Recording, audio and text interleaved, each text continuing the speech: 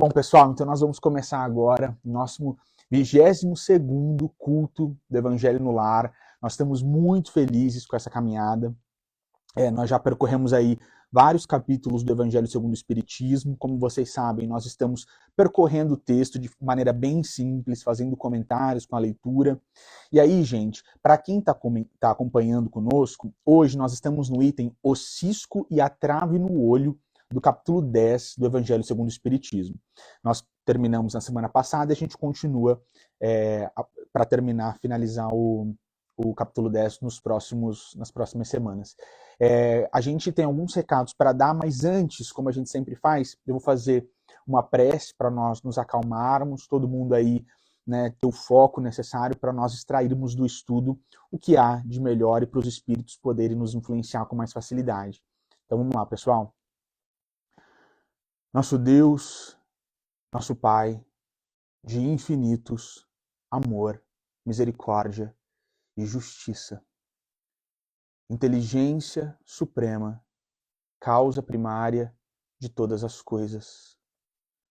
Em nome de Jesus, o nosso divino amigo, o príncipe da paz, a luz do mundo, o Cordeiro de Deus, o Santo de Israel, a luz do mundo, nós todos nos reunimos aqui nesta noite, ansiosos pela presença do nosso amado Mestre, mentalizando a imagem excelsa de Jesus, abrindo os nossos corações para que Ele entre e de joelhos nós todos dizemos: Hosana a Deus nas alturas, bendito é aquele que vem em nome de Deus. Nós todos aqui estamos ansiosos pela Tua presença, Jesus. Nós estamos ansiosos para sentir que o Senhor está conosco. Nós sentimos muita saudade desse contato, Mestre, e nós rogamos humildemente para que o Senhor venha. Dentro das nossas possibilidades, nós preparamos tudo aqui para que o Senhor esteja conosco. Então, nós rogamos, venha em nosso favor. Nós somos, Jesus, todos nós que estamos aqui presentes, essa família de espíritos que estão com bastante honestidade tentando fazer a reparação, a rearticulação no espaço e no tempo para que nós possamos realmente evoluir e te entender um pouco melhor, e em te entendendo, sabendo que o Senhor é a verdade, o caminho, a vida verdadeira, que nós, conseguintemente, possamos entender o nosso Pai Criador, sentir esse amor profundamente nos nossos corações e alinharmos as nossas vidas sem olhar para trás, Jesus, de acordo com esse amor.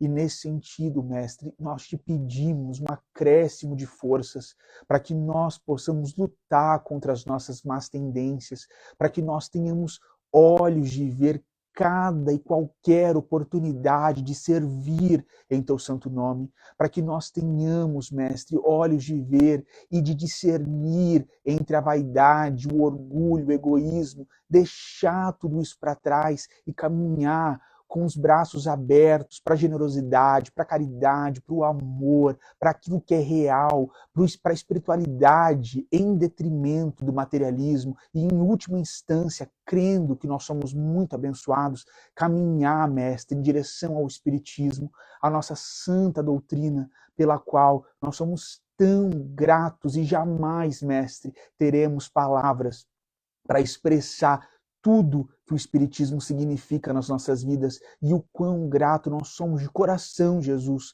por termos tido acesso a tudo isso. O quão grato, Mestre, nós somos por ter te conhecido o seu Santo Evangelho, conhecido Chico Xavier, falar, Mestre, o mesmo idioma que esse homem maravilhoso que toca as nossas vidas. Nós somos muito grato, Jesus, e apesar da nossa mediocridade, da nossa falta de articulação para poder dizer dessa gratidão, nós te dizemos: muito, muito obrigado, Mestre. Nós somos eternamente gratos por tudo que o Senhor tem feito por nós e nós cremos com toda a força que nós temos recebido tudo aquilo de que os nossos espíritos precisam. Nesse tom de gratidão, Jesus, entendendo e sentindo que nós somos muito privilegiados por estarmos aqui com o Evangelho segundo o Espiritismo, nós reunimos os nossos pensamentos nessa hora e rogamos, Mestre, por aqueles que estão, sim, no momento mais difícil, que estão em outra perspectiva. E como nós sempre fazemos, Jesus, nós pedimos aqui humildemente pelas mães que estão desesperadas porque perderam seus filhos ou estão com problemas com seus filhos.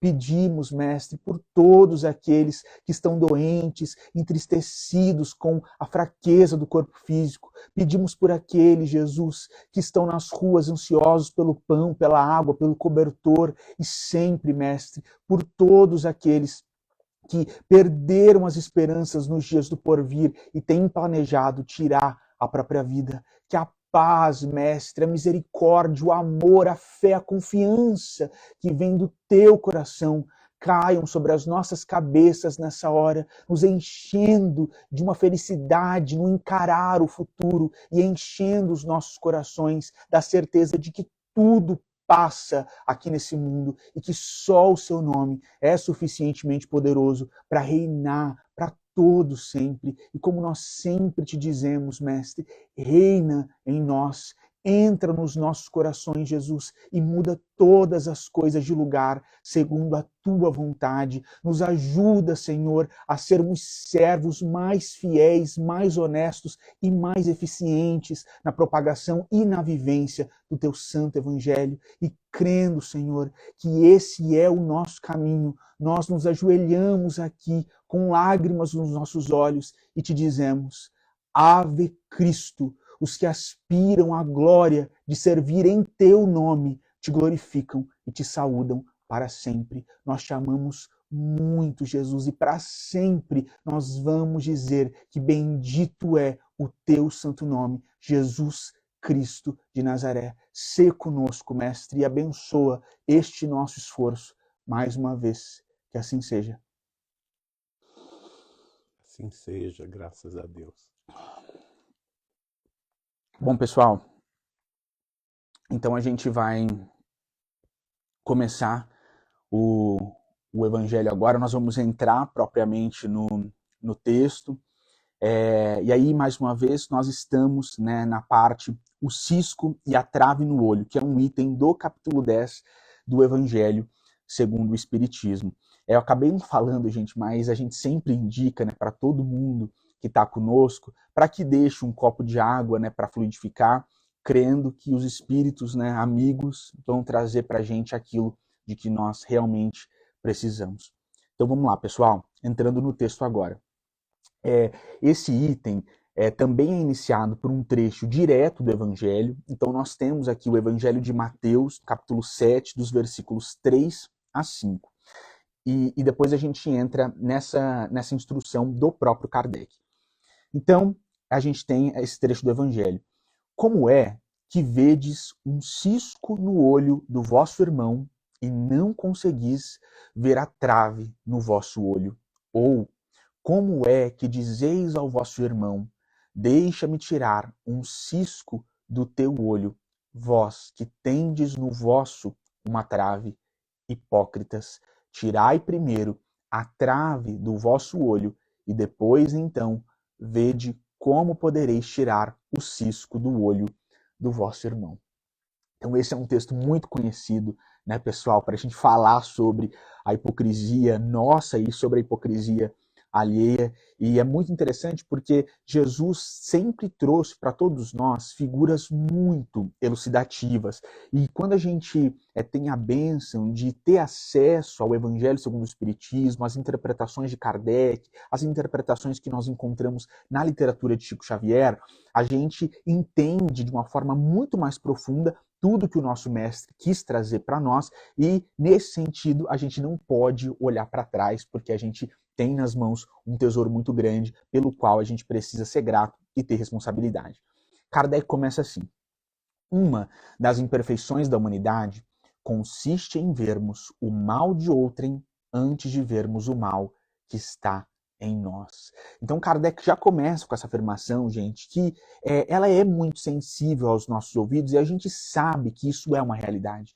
Que por causa do nosso orgulho, do nosso egoísmo, da nossa vaidade, a gente muitas vezes se incomoda quando a gente vê o nosso defeito no corpo do outro, na vivência do outro, na experiência alheia. E exigindo uma quantidade de tolerância para nós mesmos, nós sempre achamos que aquilo que nós fazemos é indizível, é o pior crime quando na conduta de outra pessoa.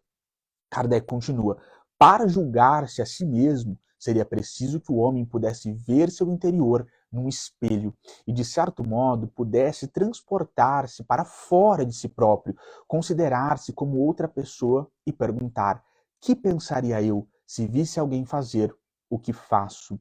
Incontestavelmente, é o orgulho que leva o homem a disfarçar para si os seus próprios defeitos, tanto morais quanto físicos. E aí, gente, a gente sabe, a gente vive muito isso na vida e sente que esse exercício da alteridade, de não só admitir muitas vezes a diferença do outro, mas de admitir a existência do outro, muitas vezes esse é um problema muito grande na humanidade ao longo, né, dos séculos. E quando a gente percebe, né, a luta, né, das pessoas que precisaram se afirmar de alguma forma, porque sofreram preconceito, porque foram discriminadas, a gente percebe que no fundo de tudo isso, o que havia era essa dificuldade de reconhecer o outro, de admitir a diferença, de admitir, em última instância, a existência do outro, porque em sendo incapaz de olhar para o outro, nós só conseguimos olhar para nós mesmos. E é essa cristalização do nosso ego, esse nosso olhar que sempre está dando voltas ao redor do nosso próprio corpo, da nossa própria consciência, tira essa possibilidade de nós vermos o outro e de nós, da mesma forma, nos enxergarmos nesse sentido aqui que Kardec traz, de fora, percebendo como nós somos verdadeiramente. Quando a gente estuda toda a questão, né, do mindfulness, da meditação, né, de programação neurolinguística, e aí tem uma longa, né, escola teórica sobre tudo isso, aí construída tanto no Oriente, agora o Ocidente também está começando, a gente percebe que com o processo de meditação e de autoconhecimento, a gente consegue sair do ego, perceber o que é essa mente que não para de funcionar nesse sentido de uma análise que não se percebe. E quando a gente entra nesse processo de mais autoconhecimento, de meditação, né, dessa questão do mindfulness, a gente consegue, isso é muito interessante, gente, todo mundo deveria percorrer esse caminho em algum momento da vida, porque a gente consegue, de fato, perceber o que são esses nossos pensamentos. A gente consegue perceber, como Kardec está trazendo aqui para a gente, o que é que eu sou, olhando como se eu estivesse no espelho, em detrimento de sempre estar olhando de dentro para fora. E aí, na questão 919 do Livro dos Espíritos, nós temos uma lição muito bonita e uma dica prática, porque na questão 919, nós temos aquela linda instrução sobre, no final do dia, né, na hora de dormir, nós olharmos para tudo que nós fizemos ao longo do dia, passarmos pelos nossos atos e refletirmos sobre quais seriam aqueles que eu não faria novamente. É uma questão que tem um desdobramento em 919, a questão em 919A, e vale muito a pena, pessoal, ler esse texto na íntegra. E aí, mais além, quando a gente entra na literatura espírita de uma forma mais significativa e ampla, fazendo essa análise sistemática, principalmente quando a gente vai para a obra de André Luiz, a gente percebe que essa é uma questão científica e é uma questão muito cara no que tange equilíbrio de consciência.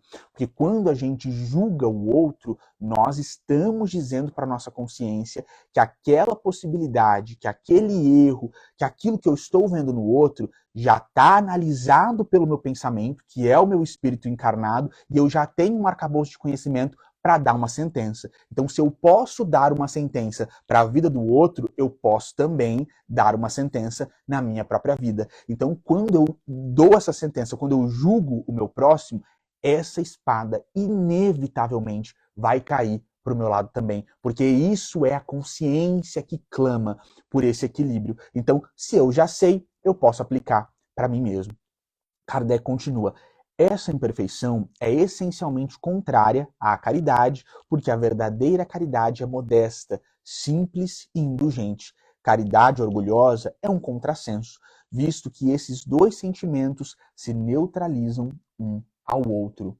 Com efeito, como poderá um homem bastante presunçoso para acreditar na importância da sua personalidade e na supremacia das suas qualidades ter ao mesmo tempo abnegação bastante para fazer ressaltar em outrem o bem que o eclipsaria, em vez de o mal que o exaltaria? Então, mais uma vez, pessoal, Kardec trazendo essa questão do orgulho, no sentido de, em admitindo as qualidades alheias, eu preciso admitir que talvez essa pessoa esteja, sim, num nível moral superior ao meu. E que problema teria isso, gente, já que todos nós estamos evoluindo numa caminhada que é única e independente?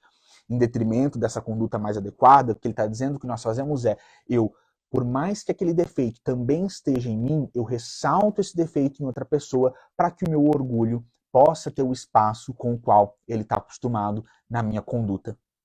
E Kardec continua: se o orgulho é a fonte de muitos vícios, é também a negação de muitas virtudes. Ou seja, nesse exercício de orgulho e na vivência de tudo isso, né, dessa conduta orgulhosa, eu sou incapaz de ressaltar, de perceber, de viver, de compartilhar as virtudes do outro que, com toda certeza, me fariam tão bem.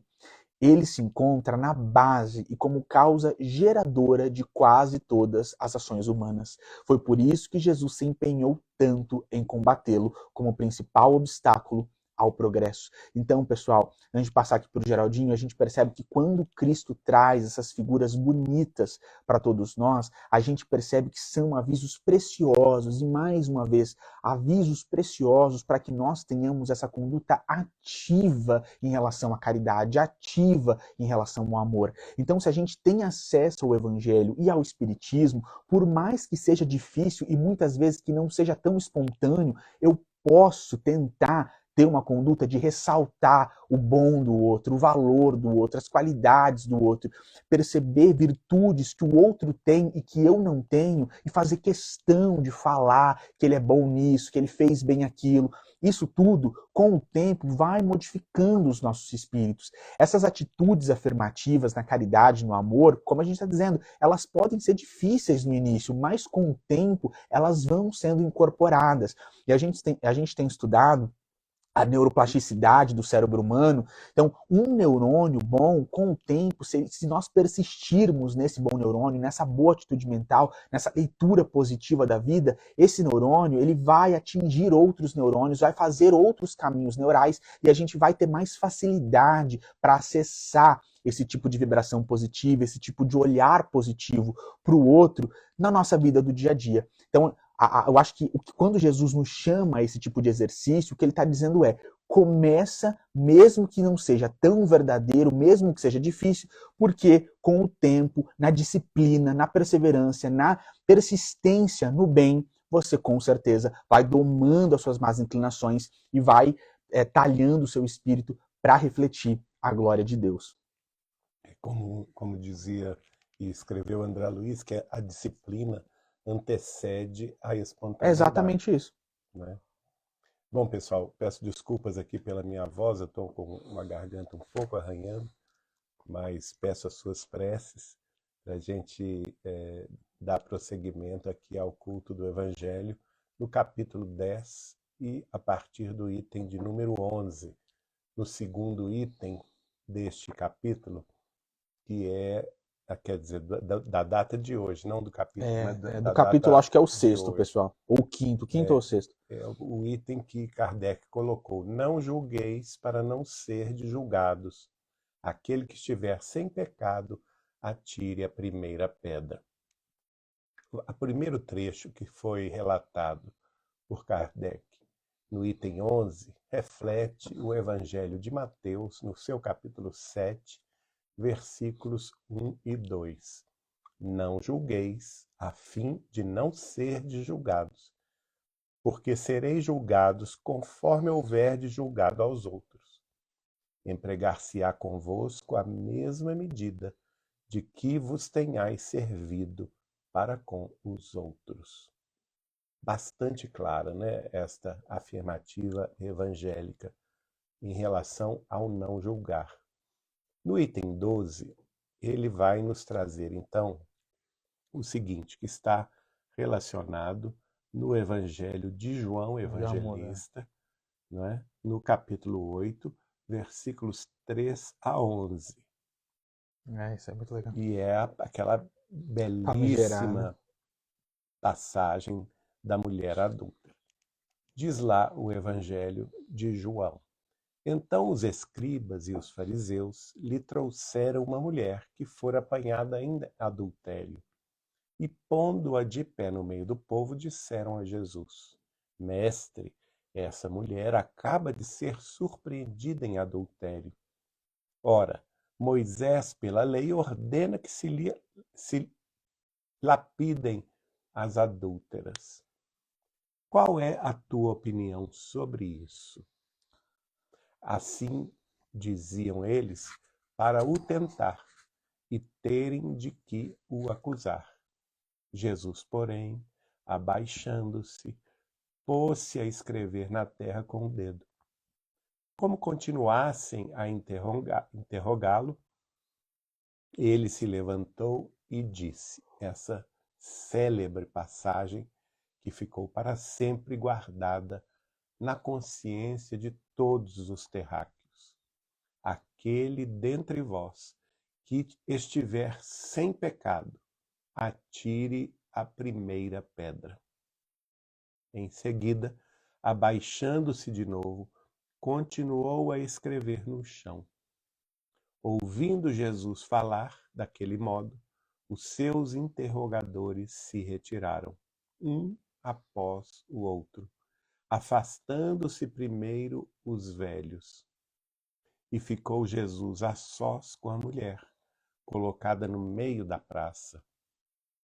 Então, levantando-se, perguntou-lhe Jesus: Mulher, onde estão os que te acusaram?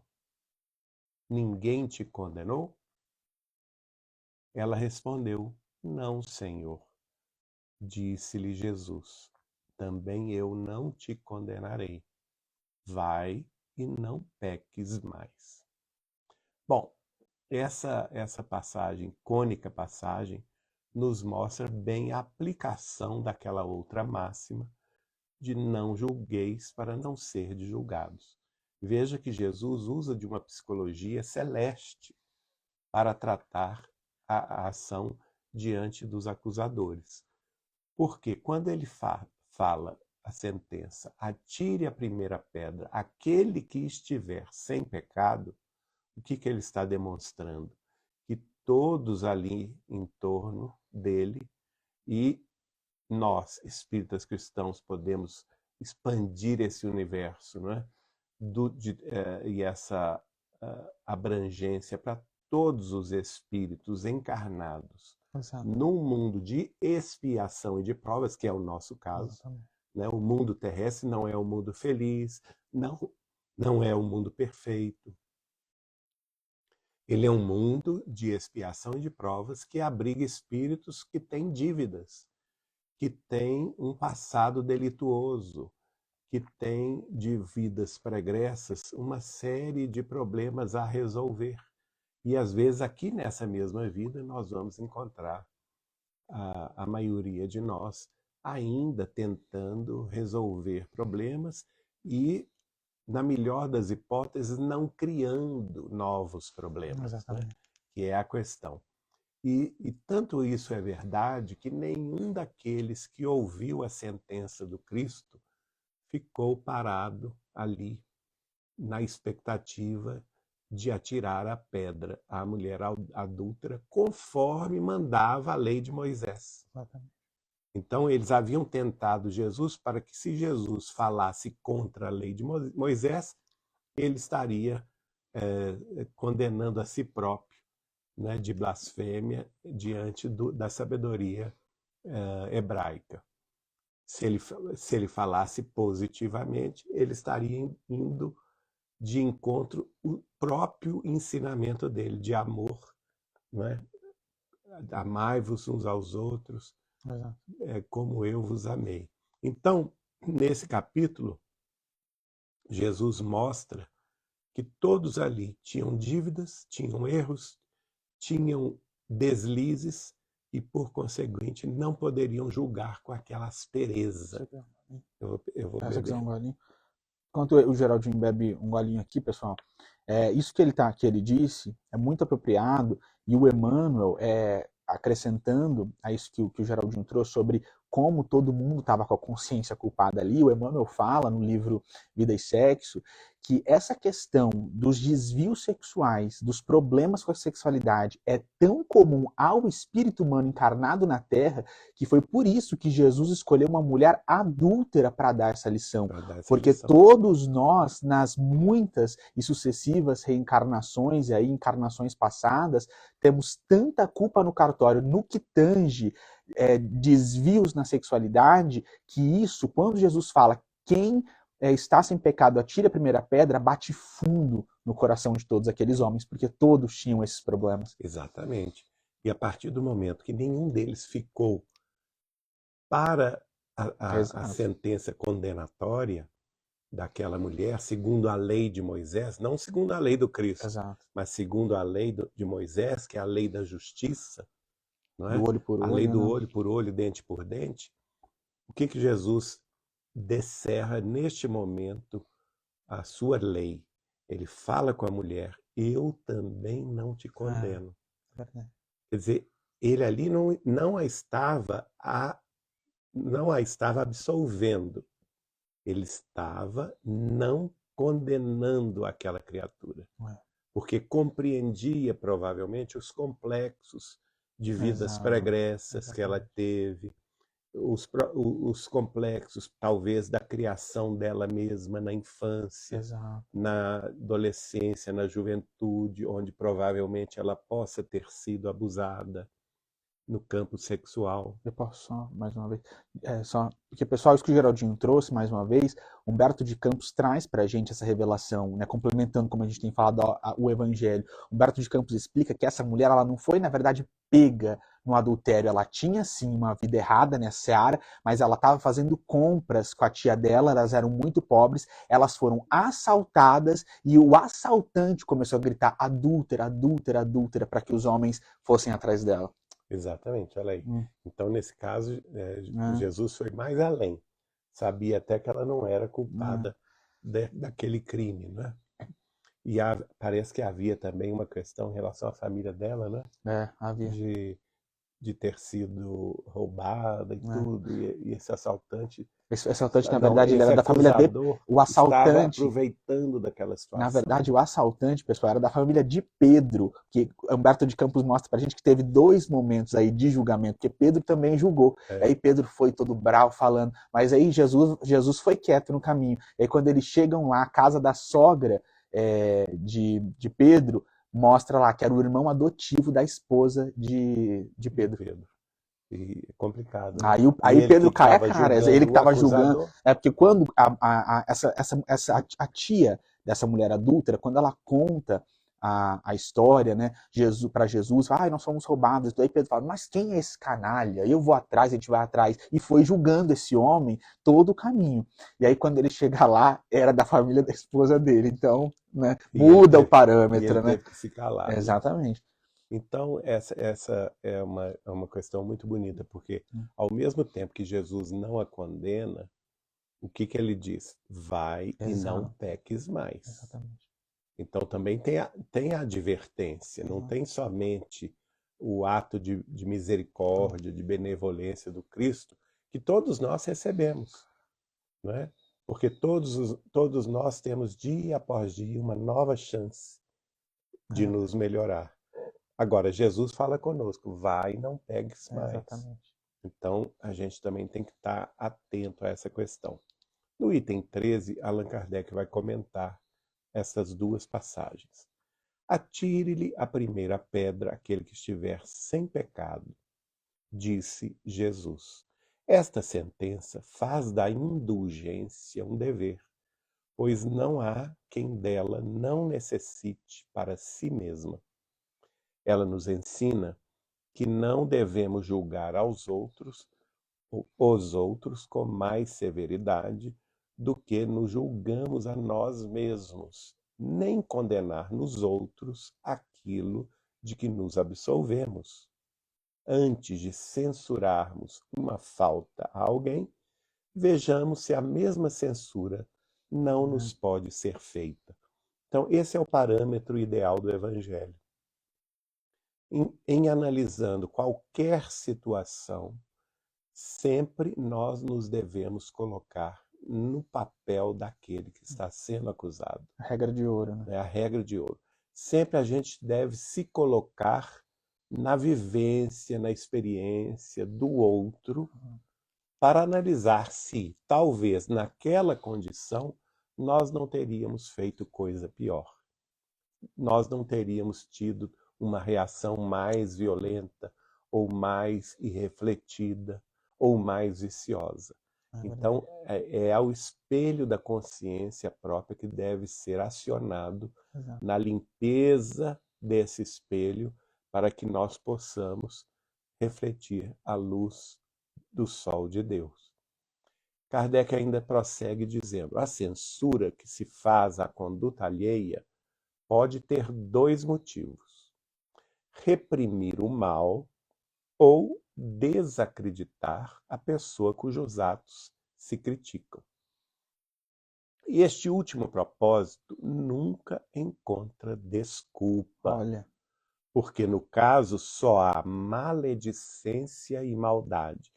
Então isso aqui nós temos que analisar. Se nós, quando estamos julgando alguém, no seguinte sentido, olhando, observando, emitindo pensamentos ou juízos de valor sobre as ações alheias, antes de nós abrirmos a boca em sentenças condenatórias, nós devemos pensar o seguinte: bom, nós vamos falar nisso para reprimir o mal na nossa sociedade, para coibir a prática dos malfeitos, a prática da corrupção, a prática dos delitos, a prática de crimes, porque aí é uma questão até necessária para o próprio ordenamento jurídico, o próprio ordenamento da justiça, a própria paz social que precisamos alcançar. Agora, a outra questão, nós estamos usando este momento de fragilidade do outro para desacreditar essa pessoa, né, cujos atos nós estamos criticando. Então aí pressupõe que a gente quer tirar uma vantagem daquela situação. E é muito próprio da pessoa orgulhosa, porque a pessoa orgulhosa ela se compraz na humilhação alheia. Quando se denigre, quando se coloca um indivíduo ou uma comunidade em evidência para a crítica contundente, muitas vezes o orgulhoso se compraz nisso, porque ao abaixar os outros, ele se sente elevado. Ele toma projeção, não é? Às vezes até mesmo nos meios e nas mídias sociais. Nossa, não é? Isso é muito comum nas rádios, televisões, nas redes sociais, de todos os matizes e cores, pessoas que se aproveitam de fatos lamentáveis para ter projeção, seja em like, seja até em fama, seja até mesmo em recursos materiais. Então, neste caso, é extremamente condenável esse proceder. Kardec ainda diz: este último propósito nunca encontra desculpa, porque no caso só há maledicência e maldade.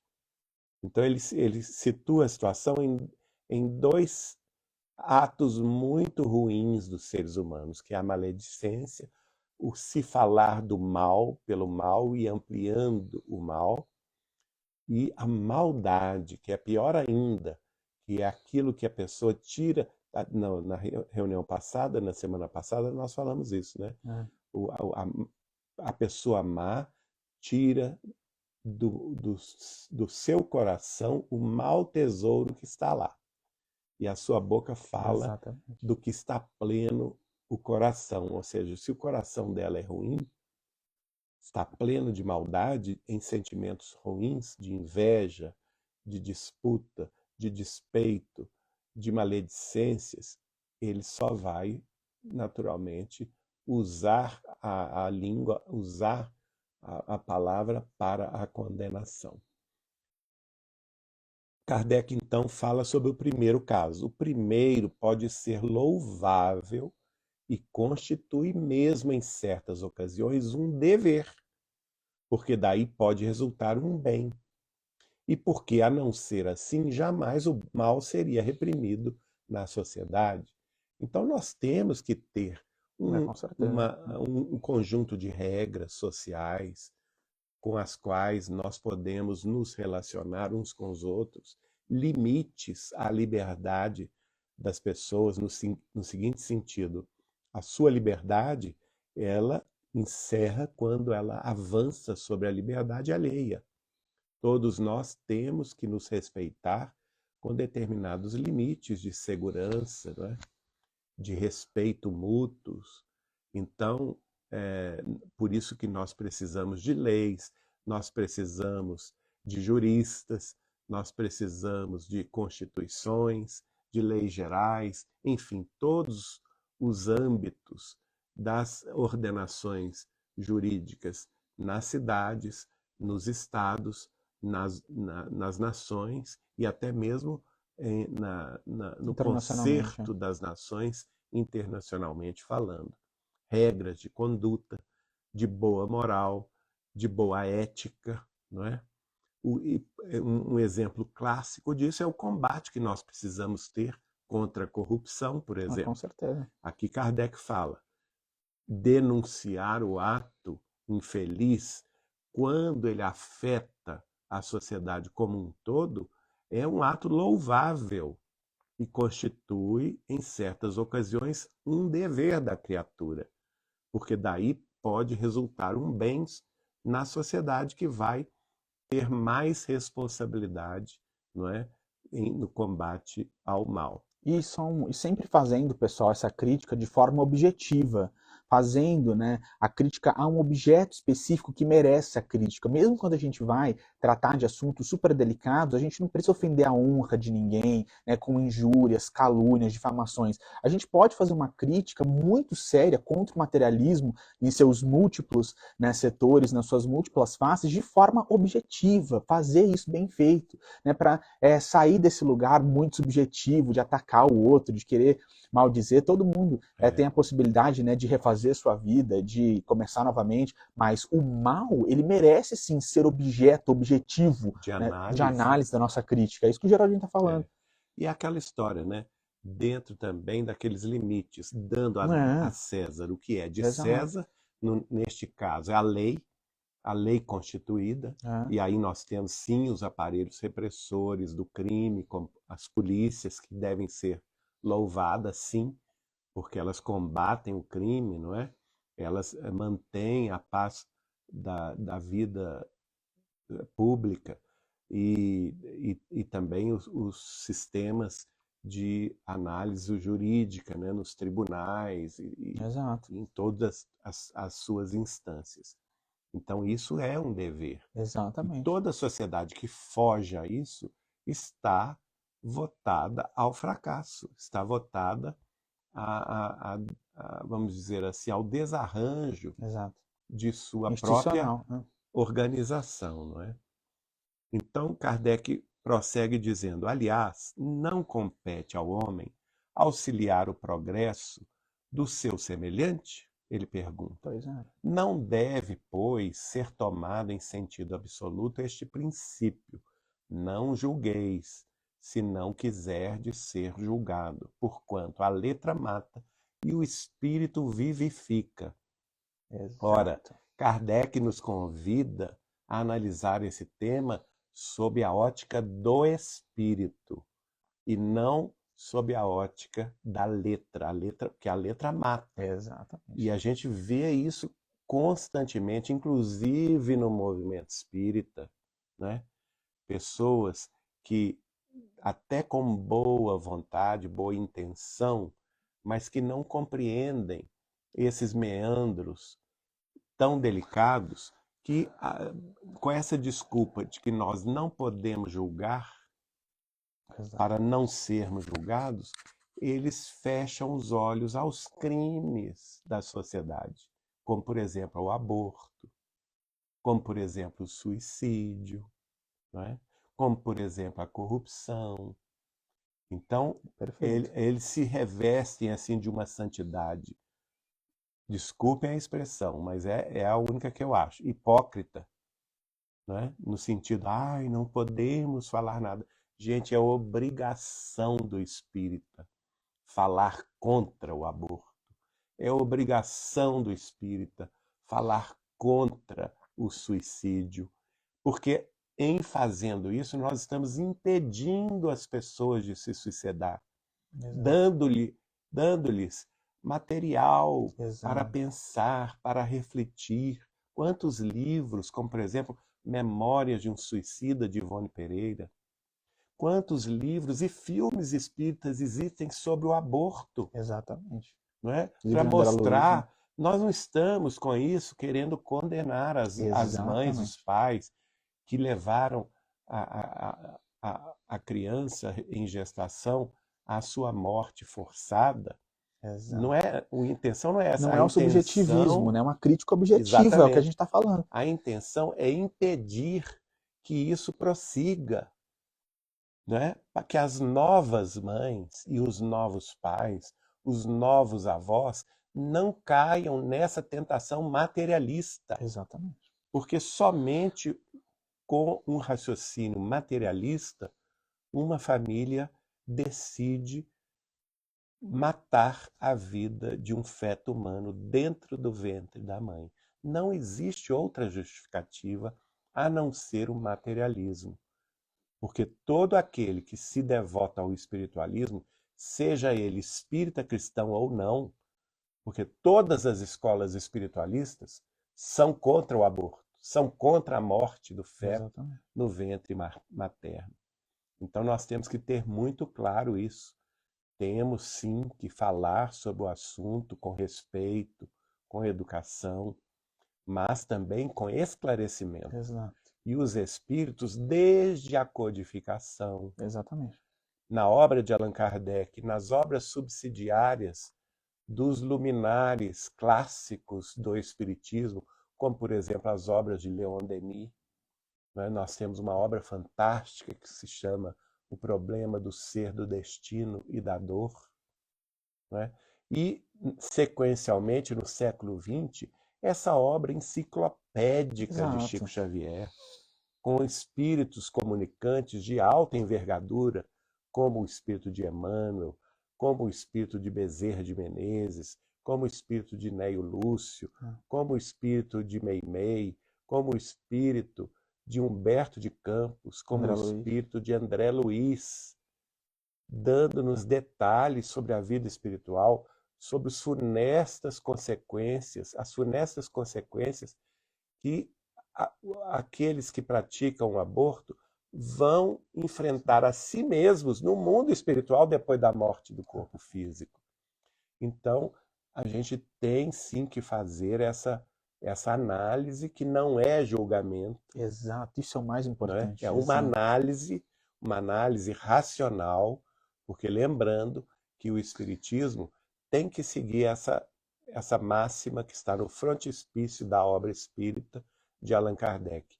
Fé verdadeira só é aquela que enfrenta a razão frente a frente em todas as épocas da humanidade. E não há, pessoal, não existe juízo de valor sobre as pessoas que cometeram isso ou aquilo, que fizeram isso ou aquilo.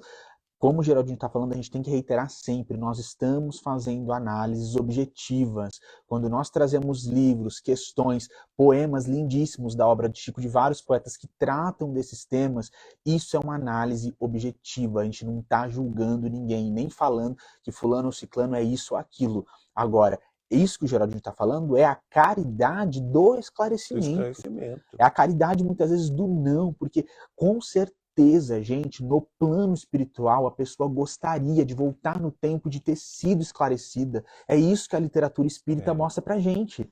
Inclusive, se não me engano, eu não sei se é Hilário Silva ou Humberto de Campos, conta um caso muito interessante de dois amigos, Humberto de Campos. Humberto de Campos, né? Um deles foi espírita a vida inteira, só que ele omitiu Advogado. Né? essa Do informação sócio dele. ao sócio dele, que trabalhou com ele a vida inteira.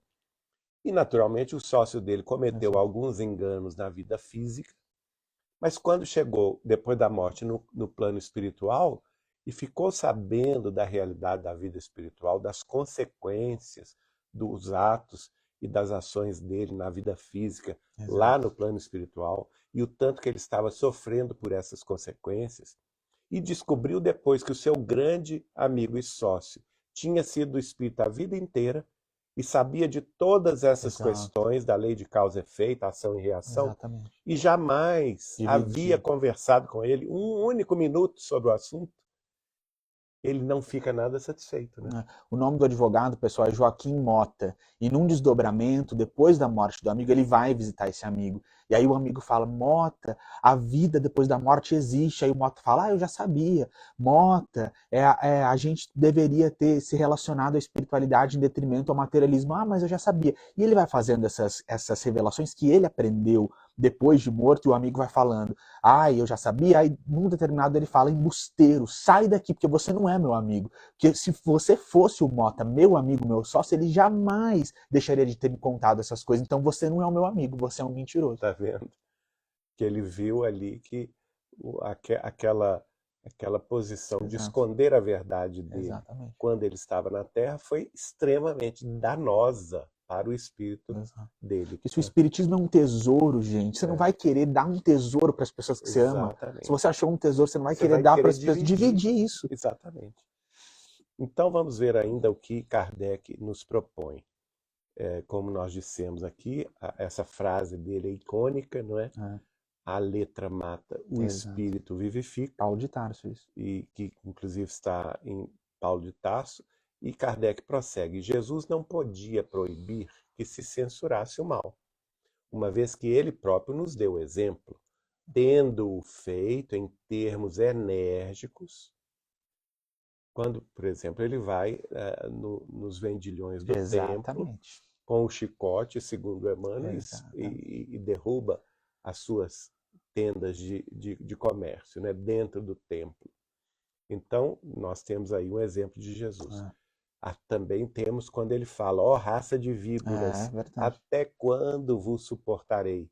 Jesus se refere àqueles fariseus, àqueles que estavam tentando enganá-lo, como raça de víboras. Isso não é um julgamento, isso é um atestado espiritual. Né? Então, Jesus também soube ser enérgico contra o mal. Com certeza. Quis, porém, Jesus, prossegue Kardec, dizer que a autoridade para censurar está na razão direta da autoridade moral daquele que censura. Veja bem, quanto mais elevada a pessoa moralmente, e essa pessoa que pratica essa moral elevada, tendo ética, tendo justiça, tendo caridade, tendo amor, mais efeito e mais razão tem as suas palavras condenatórias. Imagina um aviso de Chico Xavier, né? Isso que eu ia completar aqui, João Pedro, porque exatamente como eu convivi vários anos na intimidade de Chico Xavier, posso dizer a vocês, eu estou dando aqui o meu testemunho, que quando o Chico tinha que intervir em algum assunto problemático, que seria afeito tanto ao movimento espírita cristão, quanto à mediunidade de alguns companheiros, ou mesmo até as situações de organização das casas espíritas, instituições espíritas, quando ele via que aqueles que estavam no comando de tais instituições estavam se desviando por aquele ou aquilo outro problema, ele era enérgico, ele não poupava palavras vamos dizer assim, fortes. Não foram poucas vezes que Chico Xavier rompeu a sua amizade por largos anos, que, vamos dizer assim, e ficava firme, não recebendo determinadas pessoas por até décadas, devido a esses desvios lamentáveis. Então ele sabia ser firme, ele sabia ter autoridade moral para repreender o mal, né, que estava feita a doutrina. Agora, se fosse com ele pessoalmente, entrava no ouvido e saía no outro. Ele nem ligava, podia xingá-lo, falar qualquer coisa, isso para ele não tinha o menor valor.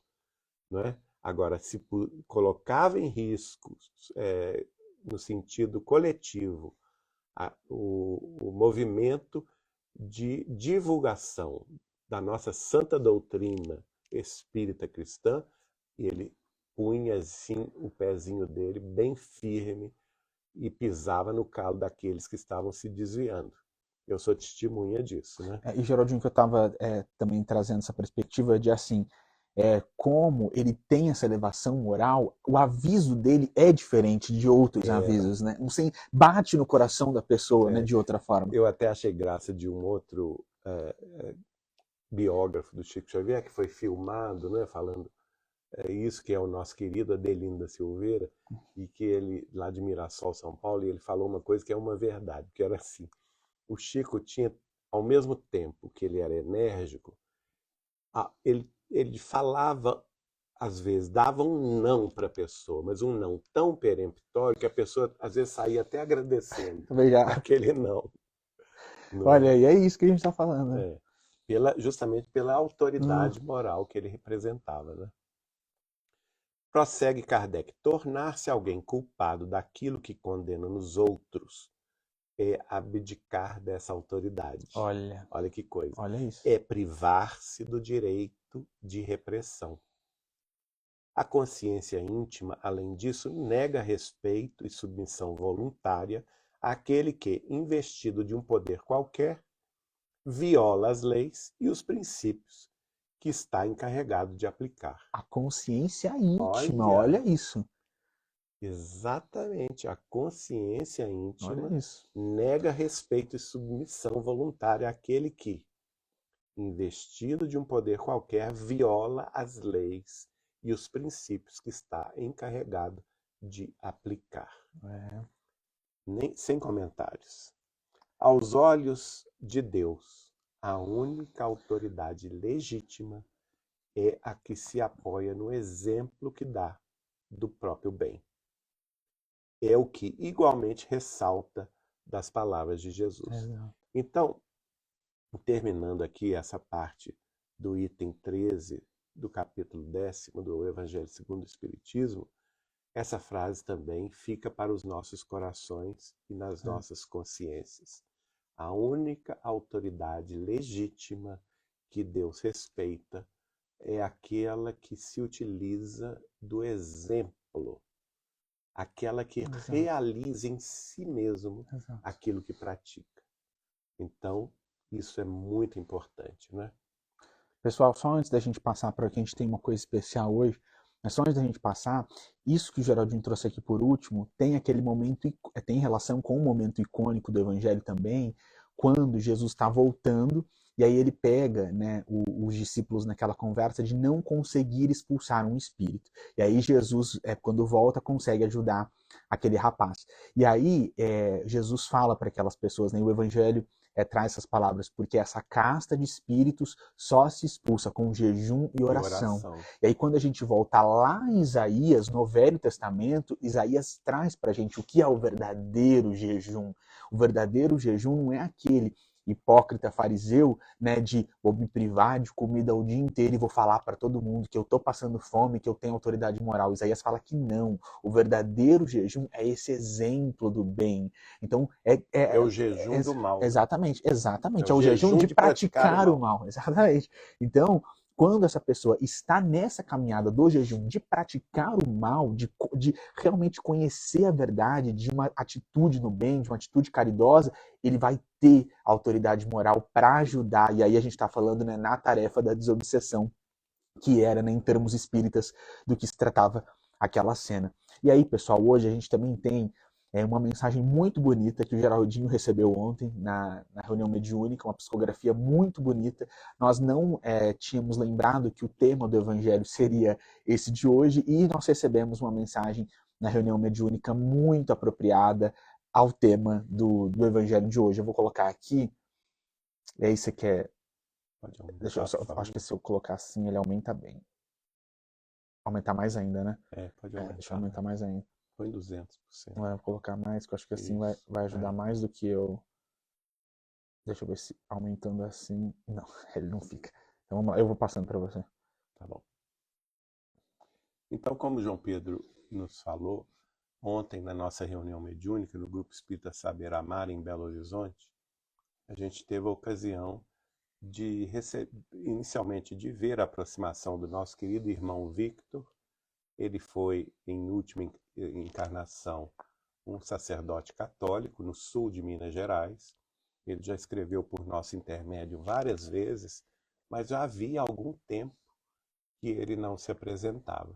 E ontem, para surpresa nossa, no meio da reunião, ele apareceu a nos envolver, pedindo o lápis e o papel, e escreveu esta belíssima mensagem, que, curiosamente, ontem mesmo, nem eu, nem João Pedro, linkamos com o Evangelho de hoje, né? Só agora, quando a gente foi ler de novo a mensagem, e que a gente viu, nossa, tem tudo a ver com o tema que nós iremos tratar aqui neste culto do Evangelho, nesta quinta-feira. A mensagem se chama Atenção. O dedo em riste que apontas hoje, cheio de cólera, no sentido do nariz alheio, amanhã, provavelmente, se converterá em flecha venenosa a transpassar-te o coração. A frase refletida que agora endereças ao exame condenatório da vida de outrem, certamente amanhã revelar-te-á os mesmos enganos em tua própria estrada. O olhar reprobatório com que vejas situações e ocorrências que não te dizem qualquer respeito, muito a miúde em dias futuros, retornará a ti mesmo a revelar a cegueira espiritual enevoada de tuas próprias sombras. O ouvido irresponsável que nos dias que passam emprestas para escutar a calúnia e a difamação a respeito do suposto procedimento de alguém, retornará amanhã com barulho inevitável a ensurdecer-te o caminho.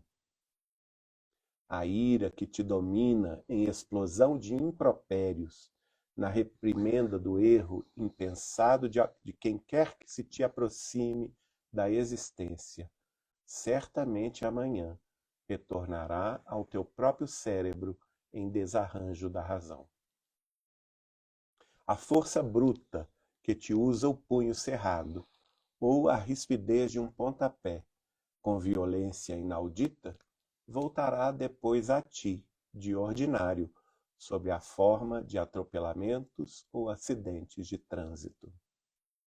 De igual maneira, os sentimentos de raiva e inconformação que projetas ao encalço de outras pessoas que te partilham a vida, retornarão amanhã mesmo, desnudando-te a revolta por doenças físicas de etiologia obscura. Atenção! Este chamado dos céus nos busca, toda vez que nos permitimos trilhar os caminhos da irreflexão e do destrambelho, reagindo nos fatos que nos rodeiam no ambiente de nossas relações sociais.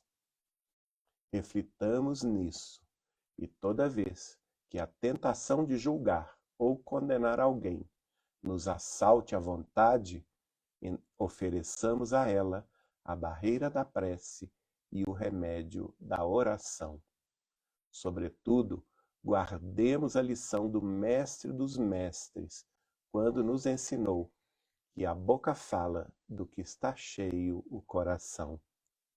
O homem bom sempre encontrará em si mesmo boas coisas do tesouro do seu coração, enquanto que ainda se abriga no mal, somente encontrará dentro de si a maldade com que se expressa e espelha. Irmão Victor, mensagem psicografada na reunião pública do Grupo Espírita Saber Amar, em Belo Horizonte, na noite de 28 de junho de 2023. Bom, pessoal, então assim a gente encerra mais um culto do Evangelho no Lar. Para a gente finalizar aqui, em tom de gratidão, o Geraldinho vai trazer uma prece, o que é dar o anúncio. Eu acho que o anúncio, eu vou fazer o anúncio do encontro do Chico, você faz a prece por causa da minha garganta. Tá. E aí, só para nos poupar um pouco aqui a garganta, nós vamos lembrar que no próximo mês de novembro, entre os dias 13 e 4, na cidade de Torres, no Rio Grande do Sul, que fica no litoral norte do Rio Grande do Sul, quase na fronteira com o estado de Santa Catarina, nós teremos, com muita alegria, voltando a ser presencial, o Encontro Nacional dos Amigos de Chico Xavier e sua obra Espírita Cristã. É o encontro de número 16, então já 16 anos que o fazemos, então muita alegria por esta realização. Teremos nesses 2 dias números musicais dos nossos amigos gaúchos, teremos palestras de todo o Brasil, teremos a presença, por exemplo, do casal gaúcho da cidade de Caxias do Sul, eles que dirigem a Associação Médico Espírita da Serra Gaúcha, os nossos queridos amigos Victório Turconi e a Samira Turconi. Teremos também a palavra da nossa querida Carla Fabres, da cidade de Rio Grande, lá no extremo sul do Rio Grande do Sul. Então, os gaúchos estarão muito bem representados nesse encontro. De Minas Gerais, teremos eu, o John Harley e o Carlos Bacelli, que convivemos e fomos amigos do Chico. Nosso João Pedro, que também agora já é mineiro, né? Não é verdade. Embora já nascido no Mato Grosso do Sul, estará representando aí a palavra da nova geração de espíritas cristãos, sempre muito abalizada e sempre muito verdadeira na sua fala. E teremos também outras presenças Divaldinho, do Brasil inteiro, de São Paulo, da cidade de Votuporanga, o nosso Divaldinho Matos, ele que dirige há 4 décadas o Grupo Espírita Maria de Nazaré de Votuporanga. O receberemos lá com muita alegria, de modo que todos estamos muito felizes com esse empreendimento, lembrando que, como sempre o fazemos, né? Não existe a necessidade de inscrição, não há taxa de adesão, nem taxa de inscrição. Os encontros dos amigos de Chico Xavier e sua obra, como sempre o fazemos, são sempre gratuitos, não tem que pagar nada. Todos estão convidados do Brasil inteiro e até do exterior. Quem sabe teremos lá a presença de uruguaios, argentinos e paraguaios que estão perto ali do Rio Grande do Sul. E todos vocês estão convidados para participar conosco no início de novembro. Lembrando que no dia 2 de novembro, como é feriado nacional, fica muito bom para todos nós viajarmos, né? Porque antecede o encontro, que o encontro começa dia 3, mas no dia 2 nós podemos nos dirigir à cidade de Torres com muita tranquilidade, porque é feriado nacional. E no domingo se encerra também com muita facilidade para todos. Bom, pessoal, então um aviso aí especial dado. Como o Geraldinho está com a garganta um pouco irritada hoje, eu vou fazer a prece de encerramento. Nosso Deus, nosso Pai, de infinitos amor, misericórdia e justiça, inteligência suprema, causa primária de todas as coisas, Jesus, nosso Senhor, Mestre Salvador, Cordeiro Santo, Cordeiro de Deus, amado das nossas almas, Maria, nossa Mãe Santíssima, em cujos braços nós temos encontrado carinho, afeto, abnegação para seguir em frente, e toda a espiritualidade amiga que nós com muita gratidão cumprimentamos hoje no nome do nosso amado e eterno professor Allan Kardec. Reunidos aqui, nós dizemos o nosso muito obrigado por esse momento de hoje. Os nossos corações exultam, Jesus, por todas essas oportunidades maravilhosas concedidas pelo teu coração tão misericordioso, tão amoroso em favor de nós. E na ânsia, Mestre, de sermos melhores, na ânsia de nos melhorarmos para sentir o teu abraço, para sentir o nosso coração batendo perto do teu coração, nós nos dirigimos crendo que esse é o caminho, porque amar é servir, nos mesmos termos que um dia se dirigiu Francisco de Assis. E assim nós dizemos: Senhor, fazei de todos nós que estamos presentes aqui nesta noite instrumentos de vossa paz. Onde houver ódio, que nós levemos o amor. Onde houver ofensa, que nós levemos o perdão. Onde houver discórdia, que nós levemos a união. Onde houver dúvida, que nós levemos a fé. Onde houver erro, que nós levemos a verdade. Onde houver desespero, que nós levemos a esperança. Onde houver tristeza, que nós levemos a alegria. Onde houver trevas, que nós levemos a luz. Ó Mestre, fazei com que nós sempre procuremos mais consolar que sermos consolados, compreender que sermos compreendidos, amar que sermos amados, pois é dando que se recebe, perdoando que se é perdoado, e é morrendo que se vive para a vida eterna.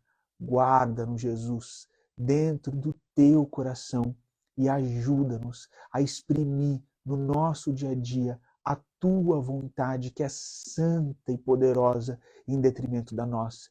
Fica conosco nesta noite, Mestre. Abençoa o nosso sono, a nossa madrugada. Nos ajuda no momento de descanso a trabalhar na medida do possível em favor daqueles que precisam.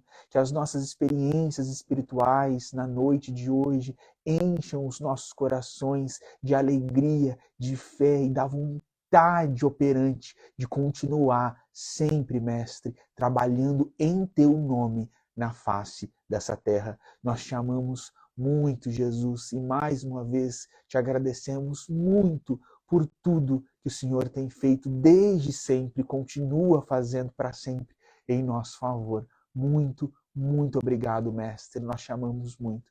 Que assim seja. Que assim seja.